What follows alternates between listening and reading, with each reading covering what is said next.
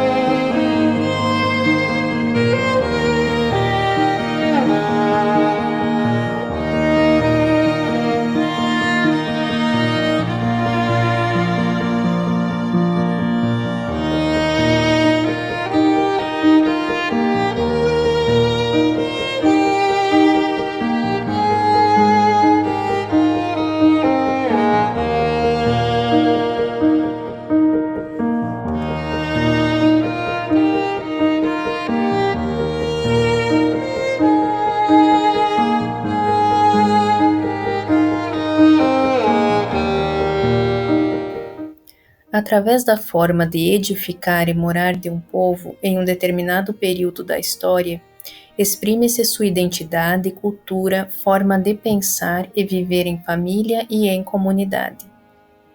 As técnicas construtivas e os materiais utilizados expressam costumes, habilidades e disponibilidade de matéria-prima relativas ao período da edificação, assim como sua configuração demonstra hábitos, necessidades e constituições familiares. Portanto, conhecer o patrimônio cultural edificado possibilita a uma comunidade reconhecer seu passado, sua história e sua identidade.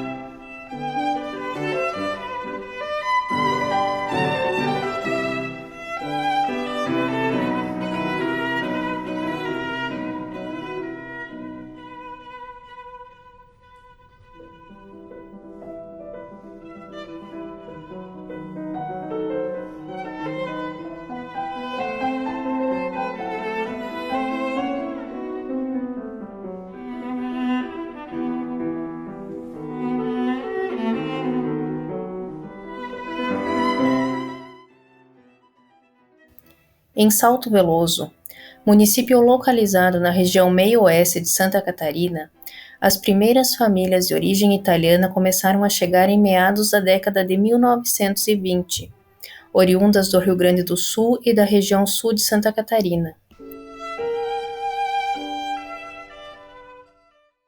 Esse trabalho visou documentar expressões da arquitetura em madeira relativa ao período inicial da ocupação dos descendentes italianos, através do levantamento de um exemplar de residência unifamiliar emblemático da arquitetura colonial italiana no município, o qual tem seu valor cultural reconhecido pela comunidade local e mantém suas características arquitetônicas originais.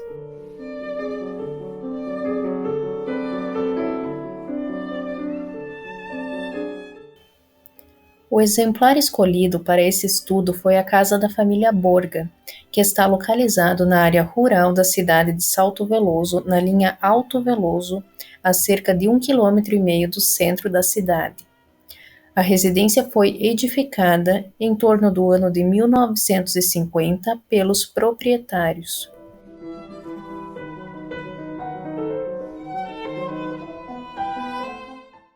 A arquitetura rural edificada pelos imigrantes italianos e seus descendentes pode ser considerado um exemplo de arquitetura vernacular, definida por Carlos Lemos como a arquitetura feita pelo povo por uma sociedade qualquer, com seu limitado repertório de conhecimentos no meio ambiente definido, que fornece determinados materiais ou recursos em condições climáticas bem características. Com o seu próprio e exclusivo saber fazer, essa sociedade providencia suas construções, suas casas, satisfazendo as peculiares necessidades expressas em programas caracterizados por próprios e únicos usos e costumes. A casa vernácula é, portanto, uma expressão cultural. Só pode ser daquele povo e daquele sítio. É uma arquitetura que percorre gerações. É funcional e está fora dessas questões ligadas a estilos arquitetônicos. A edificação no terreno. Era comum que fosse escolhida uma área de encosta para edificar a residência, utilizando o desnível para construir o porão, que podia ocupar todo o subsolo ou parte deste.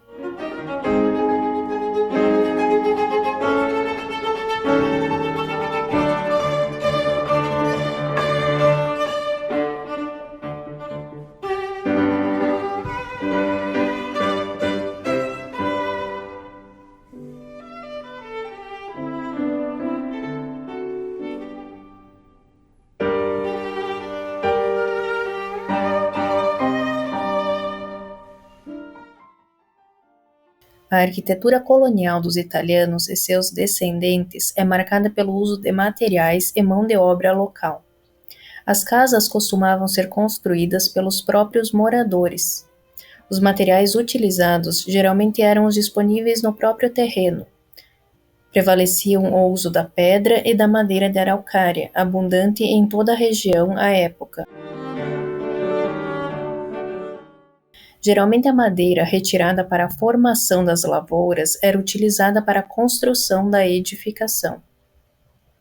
A pedra costumava ser utilizada nas fundações, nas paredes do porão e nos muros de taipa.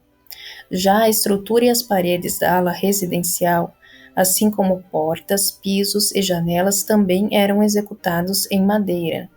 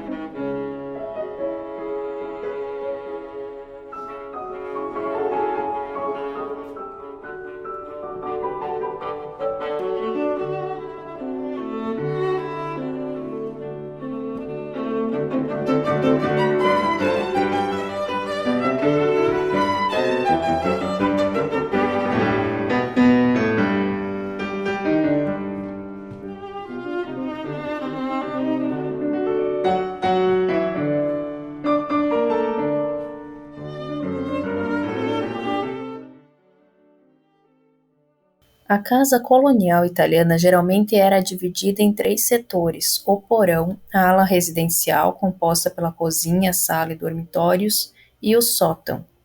A ala residencial e o sótão costumavam ser executados em madeira, diferentemente do porão, que era construído com pedras de mão, quando este material era abundante no local, servindo também como a fundação da casa.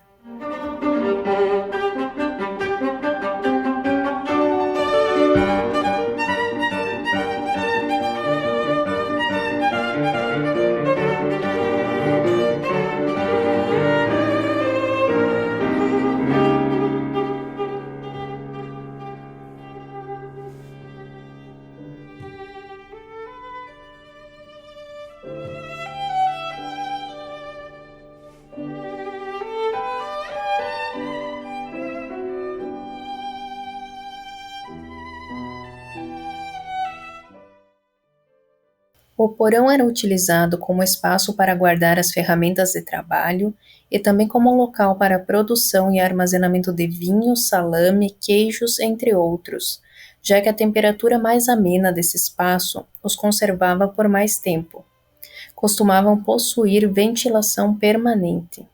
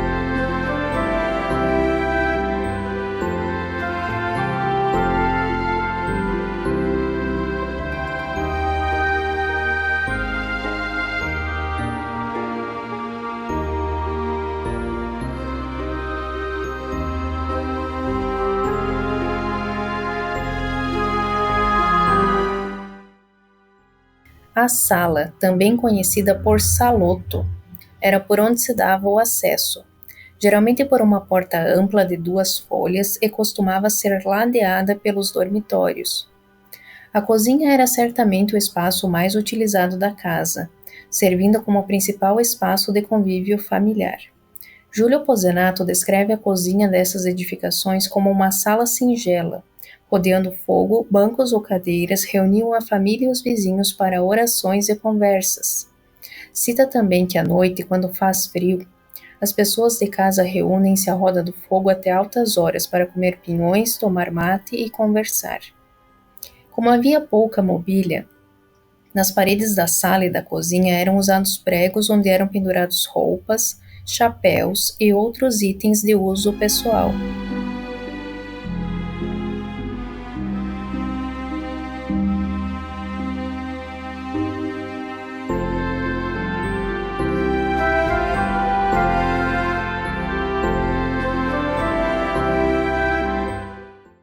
A decoração era feita com panos bordados com figuras de santos, ramos de flores coloridas ou frases religiosas. Os dormitórios costumavam contar com cama, cômoda, colchões de palha e algumas vezes com armário.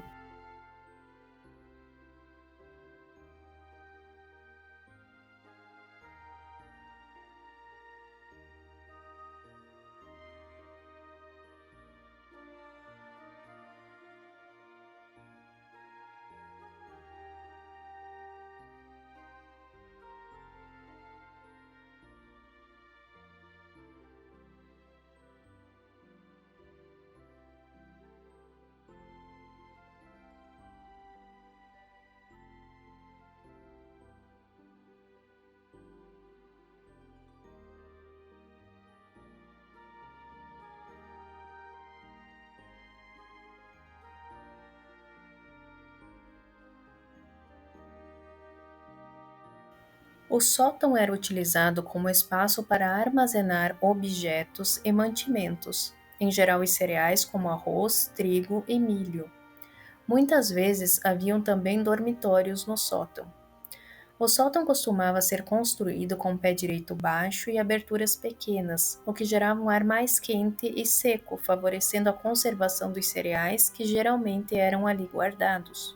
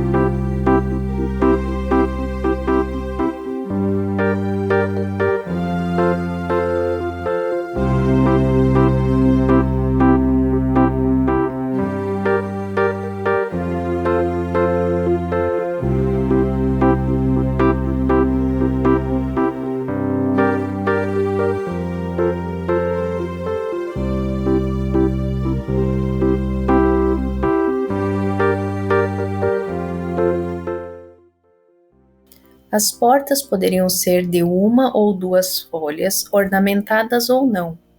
Geralmente as externas eram mais ornamentadas do que as internas, com almofadas em madeira. Já as janelas costumavam ser do tipo guilhotina ou com duas folhas de abrir.